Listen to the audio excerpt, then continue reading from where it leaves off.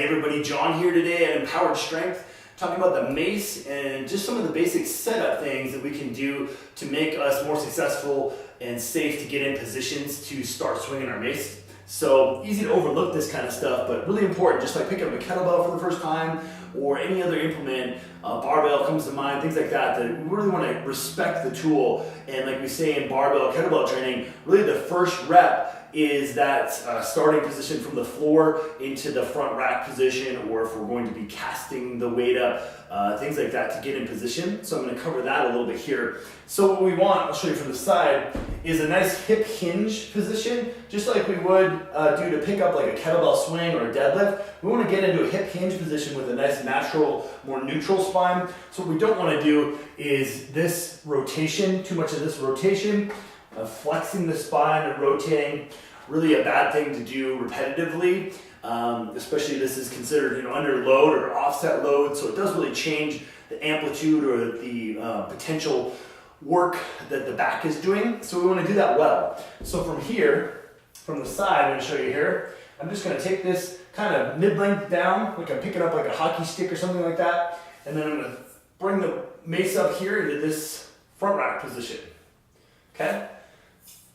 Do that a few times to learn the positions from the front here, and then I'm just going to set my mace up in position. See how long my arms are here? A lot of people make the mistake when they're learning the mace and they'll hold the mace up here, right here in this real tight kind of bicep curl position. A lot of tension on the forearms, and it just doesn't allow us to kind of settle into this groove with more of a straight arm position and keep that mace closer to more of our kind of center of gravity here too.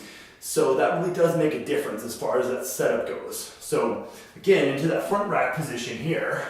So just holding my mace up, learning how to stabilize this well. I can start to do a little bit of a turn, working with that. Turn, I can work on holding with one arm, other arm. This is a really good thing to do as just a warm-up primer anyways. Again, because a lot of people, as they fatigue and starting out, they'll just be right here and really holding their shoulders with a lot of tension. We want to push all that down and get rid of that tension, be able to hold that with fairly straight arms, and also with the grip. If we're death gripping that, that's not what we want either. We want a nice skin grip, as Paul Walwinski calls it, that looser grip, that sense of just enough grip to get there. So we talk about with a lot of, as a Scottish Highland Games thrower, we want to do just enough gripping. We're not death gripping that. You see even like a baseball player or a golfer, it's just enough of that kind of softer grip, and then the body will know when to tense up and tighten up. In the backswing, for example, with the mace or a golf swing, as you're coming through that swing, how often do you see somebody like actually let go of the club kind of thing? It just really doesn't happen. The body knows when to be tight and when to be loose. So we want to encourage that with that front rack and just really push down on the mace, have a lighter grip just in our fingers here and not so much in this tight death grip. So looser grip, holding that front rack position. So there you go. There's some fundamentals with that front rack, and check out more of our video content for other things on the mace and other videos in our library as well.